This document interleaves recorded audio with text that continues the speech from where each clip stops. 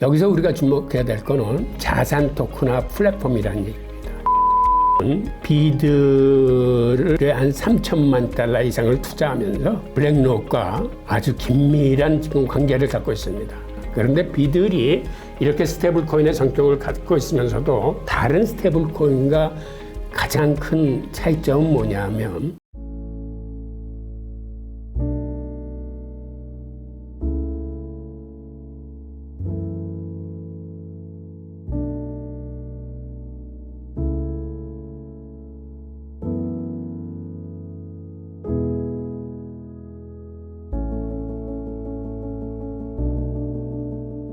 안녕하세요, 호잉키입니다. 이번 주 위클리 암호화폐 브리핑을 시작하겠습니다. 말씀드릴 순서는 지금 화면에 보이는 대로 먼저 비트코인 흐름을 잠깐 살펴보고 다음엔 주요 뉴스 그리고 마지막으로 집중 분석 시간을 좀 갖겠습니다. 자, 지난주는 많이들 힘드셨을 거예요. 지금 비트코인 현물 ETF 흐름에서 보는 것처럼 지난 한 2주간 계속 순유출이 일어나고 있습니다.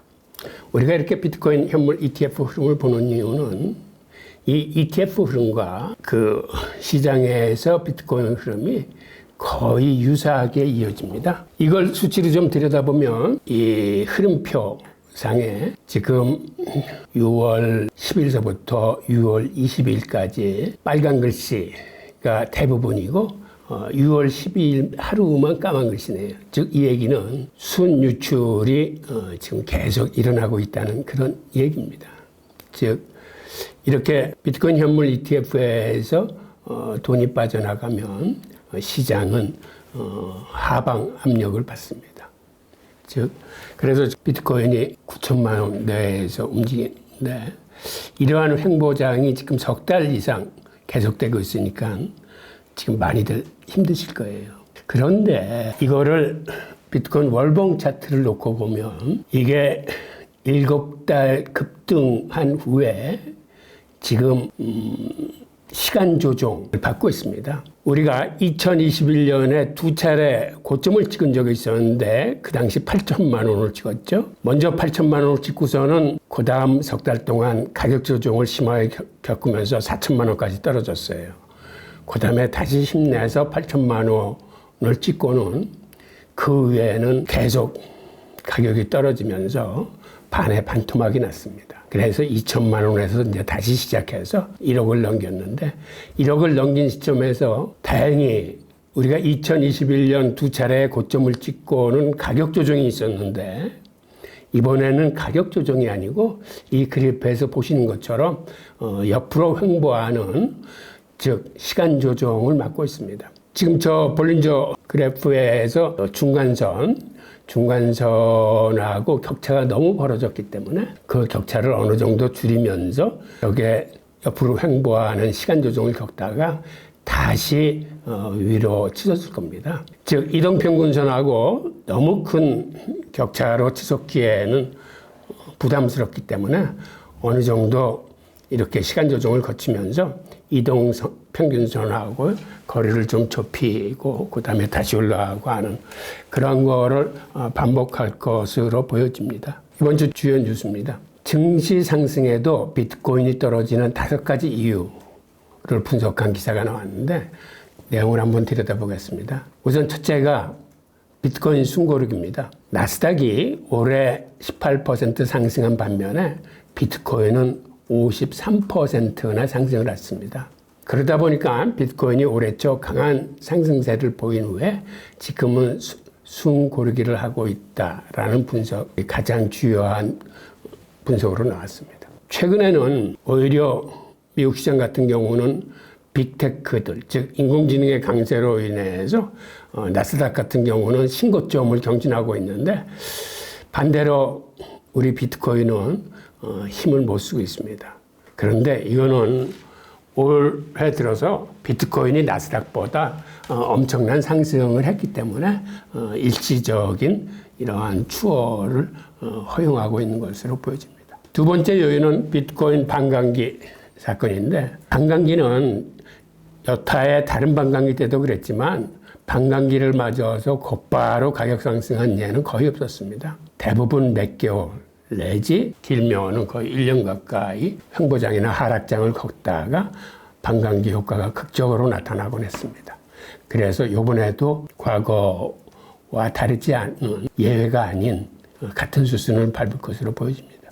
세 번째는 ETF 자금이 최근 들어와서 유출되고 있습니다. 지난주 같은 경우는 3월 이후에 최악의 자금 유출이 발생했는데 한 주 사이에 총 6억 2천만 달러의 자금이 현물 ETF에서 빠져나갔습니다. 네 번째 요인은 마운트 곡수 보상에 관한 문제입니다. 마운트 곡수가 지금 92억 달러 상당의 비트코인을 갖고 있는데 이게 채권자들한 보상으로 지급될 예정입니다. 그러다 보니까 이 물량이 일부가 흘러나오면서 이렇게 힘든 거 아니냐라는 분석이 있습니다.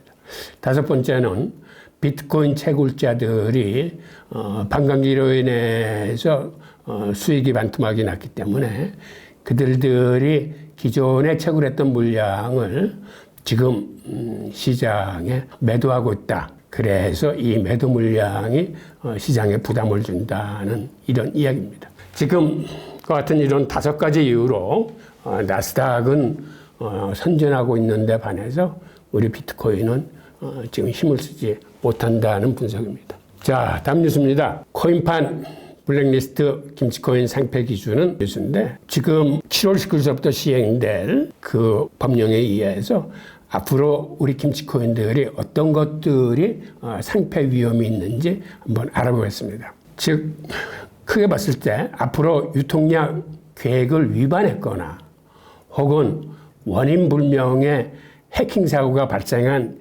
김치코인들은 상장 폐지될 가능성이 높습니다. 금융당국이 마련한 상장 심사요원은 이원화가 골자인데 이원화라는 건 우선 형식적인 심사요건과 질적 심사요건 이 두 가지 다 통과를 해야 됩니다. 우선 형식적 심사요건은 발행 주체의 신뢰성이 어느 정도인지 그 다음에 이용자 보호장치가 제대로 돼 있는지 그 다음 그들이 개발하는 코인에 대한 기술이나 보안 문제는 어떤지 그 다음에 그들이 나름대로의 법규를 잘 지키고 있는지 이 네 가지가 형식적 심사 요건의 핵심입니다. 그리고 관련 주요 사항을 공시하지 않거나 백서 등과 같은 설명 자료가 부재한 코인 같은 게 걸러질 예정입니다.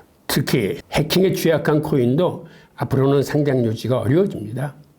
형식적 심사 요건 중 하나인 기술 보안은 가상자산, 지갑, 분산 원장 등의 원인 불명, 치유되지 않은 보안 사고 발생을 부적격 요건으로 명시하고 있습니다. 여러분들도 좀 의구심을 갖고 계시겠지만 이렇게 해킹을 당했다라고 하는 코인들의 실체를 들여다보면 그게 진짜 해킹을 당한 건지 아니면 자기들의 부실을 감추기 위해서 해킹으로 위장한 부도나 파산인지 이런 것들이 의심되는 부분이 많습니다.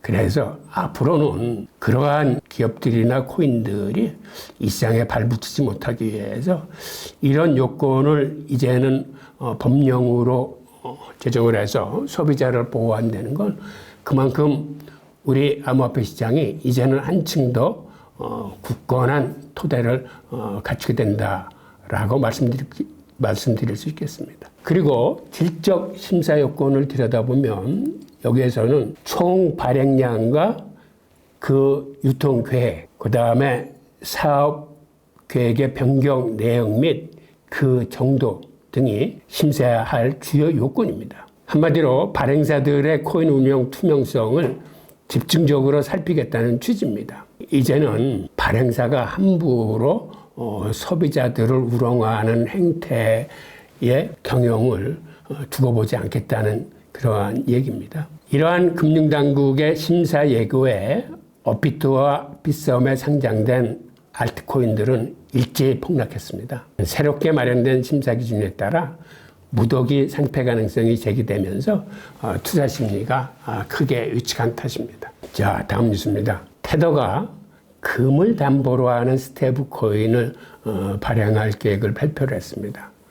이로써 테더는 디지털 자산 플랫폼 구축에 이제 열을 올리는 것 같습니다. 테더 홀딩스가 금을 기반으로 하는 새로운 합성 달러 AUSDT를 출시한다고 17일 밝혔습니다. 세계 최대 스테이블 코인 발행사인 테더는 향후 금과 달러 외에 다른 자산과 연동하는 디지털 토큰도 발행하겠다는 계획입니다. 금 기반 합성 달러는 테더의 새로운 플랫폼인 얼로이 바이 테더에서 만들어질 예정이며 이더리움 메인넷 블록체인에서 스마트 계획을 통해 AUSDT로 거래될 예정입니다.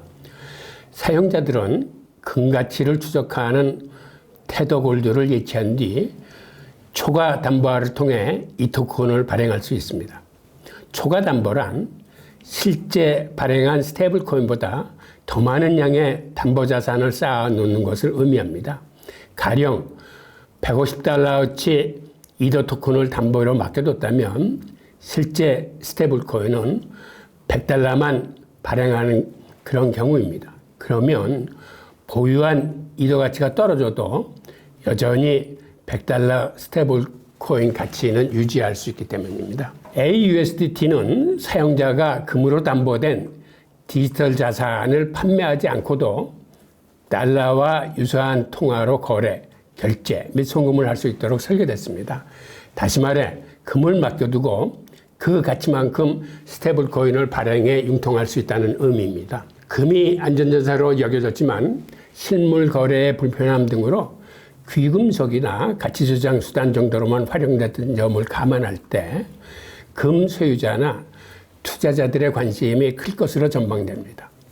테더 골드는 스위스에 저장된 실물금으로 뒷받침되며 약 5억 7,300만 달러의 시장 가치를 가지고 있다고 합니다. 이렇게 금으로 시작하는 스테이블 코인은 이제 시작일 뿐이고 다른 자산과도 연동하는 그러한 디지털 플랫폼을 구축할 그러한 야망을 테더가 갖고 있습니다. 테더는 USDT 스테이블 코인 외에도 다양한 자산과 연동하는 디지털 토큰 플랫폼으로 확장할 생각입니다. 테더는 새로운 플랫폼인 얼로이 바이 테더를 출시했으며 이렇게 유동자산과 이를 초과로 하는 2차 유동성 풀과 같은 안정화 전략을 활용해 금뿐만 아니라 다양한 자산과 연계하는 디지털 자산 카테고리를 도입할 것이라고 밝혔습니다. 첫 상품으로 금 합성 달러를 출시했지만 앞으로는 이 플랫폼을 통해 수익을 창출할 수 있는 다른 디지털 자산도 만들 것이라는 얘기입니다.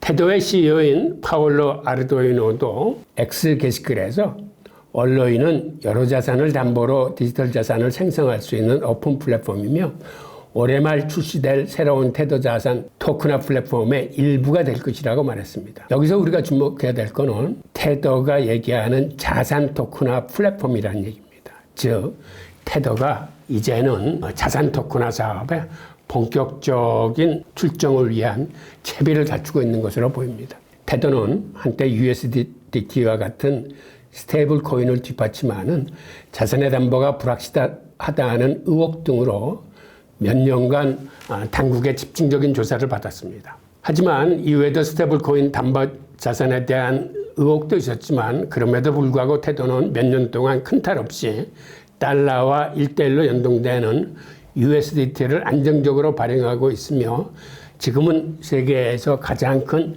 스테이블 코인으로 올라섰습니다.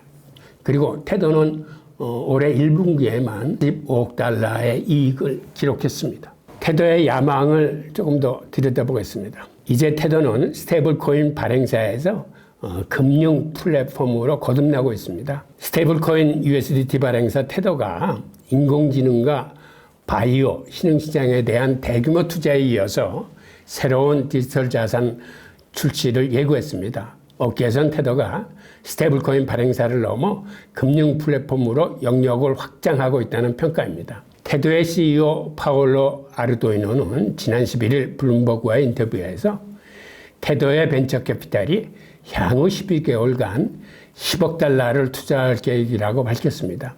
주요 투자 대상은 신흥시장을 위한 대체 금융 인프라, 생명공학, 인공지능 등 3가지 분야입니다. 기존 금융 시스템과 빅테크에 대한 의존도 줄이는 기술에 투자하는 것이 테더의 목표입니다. 즉 테더가 갖고 있는 목표는 2가지로 압축되는데, 하나는 전통 금융 시스템 이제는 테더그룹 안에 포용하겠다. 즉 과거의 스테이블코인 발행사에서 이제는 암호화폐를 활용한 금융 플랫폼으로 거듭나겠다는 거 하나하고, 그 다음에 또 하나는 빅테크에 대한 의존도 줄이는 벤처 기술에 투자를 하겠다는 겁니다. 즉 이 얘기는 그거 인공지능이 됐든 혹은 뭐 클라우드 사업이나 데이터 사업 등 여러 사업 같은 경우도 빅테크에만 끌려다닐 게 아니라 그거를 이제는 암호화폐 분야에서도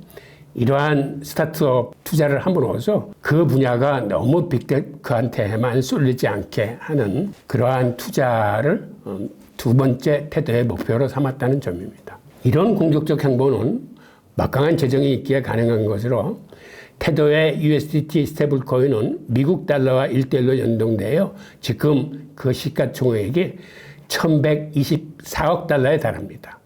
그리고 그것을 담보물로는 어떤 걸 갖고 있냐면 900억 달러 이상의 미국 국채를 갖고 있고, 나머지 현금이나 현금적 자산, 비트코인 등으로 100억 달러 이상을 보유함으로써 지금 1124억 달러의 테더를 뒷받침하고 있습니다. 다음 소식입니다. 온더 파이낸스는 알트 하락장에서도 유일하게 지금 상승세를 보고 있습니다.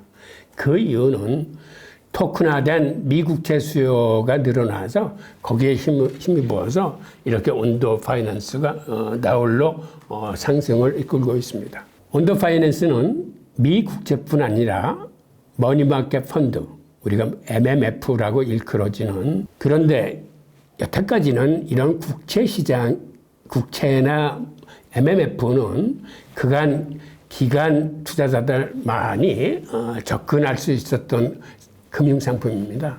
그런데 이를 블록체인에 올려서 토큰화해서 개인 투자자들도 해당 토큰을 구매할 수 있게 만든 게 온더 파이낸스의 나름대로 고유한 실적이었습니다. 업비트에서 거래되는 자산 중 대부분이 하락세를 기록하고 있는 가운데 시가총액 1억 원 이상이 넘는 가상자산 중에서는 온더 파이낸스가 유일하게 6월 18일 경우 전일 대비 상승세를 기록했습니다. 이더리움에서 발행된 미국 국채 토큰 규모는 지금 약 한 10억 달러를 돌파를 했는데, 이 중 블랙록이 발행한 토큰 펀드인 비들의 비중이 한 30%를 넘기면서 지금 1등을 달리고 있고, 그 뒤를 온도가 뒤쫓고 있습니다. 온도의 토큰 펀드에는 약 1억 5,600만 달러 규모의 미 단기 국채가 연동되어 있습니다. 게다가 온도는 비드를 한 3천만 달러 이상을 투자하면서 이 블랙록과 아주 긴밀한 지금 관계를 갖고 있습니다. 게다가 온도가 이 비드를 USDC로 교환하는 데 성공함으로써 비들과 온도와 USDC, 즉 한마디로 비들이라는 이 펀드가 USDC라는 스테이블 코인으로 상호 교환이 가능하게 만든 주역이 온도입니다. 그래서 제가 전에도 말씀드렸지만 우리가 앞으로 블랙록의 자산 토큰화 사업을 주시해야 되는 이유가, 지금은 이 비들이 기관용으로만 판매되고 있는데 앞으로는 개인용 비들이 출시될 가능성이 있습니다. 그런데 비들이 이렇게 스테이블 코인의 성격을 갖고 있으면서도 다른 스테이블 코인과 가장 큰 차이점은 뭐냐면, 비들은 일단 갖고만 있어도 국채 수익에서 나오는 수익금을 매달 전자 지갑을 통해서 받을 수가 있습니다. 즉 다른 스테이블 코인은 이렇게 소유하고만 있을 적에는 거기에 이자가 붙지 않습니다. 스테이킹을 한다거나 이거를 다른 사람들한테 빌려줬을 때 비로소 이자가 붙는 거지 소유 자체로서는 이자가 붙지 않는데 반면에 B들은 소유만 하고 있어도 다른 스테이블 코인과 다르게 매월 수익이 본인의 전자지갑으로 들어옵니다. 이거는 앞으로 커나가는 스테이블 코인 시장에 큰 핵폭풍이 될 가능성이 있기 때문에 이것과 연계되어 있는 블랙록은 물론 원더 파이낸스도 우리가 계속 주목해서 봐야 될 필요가 있습니다.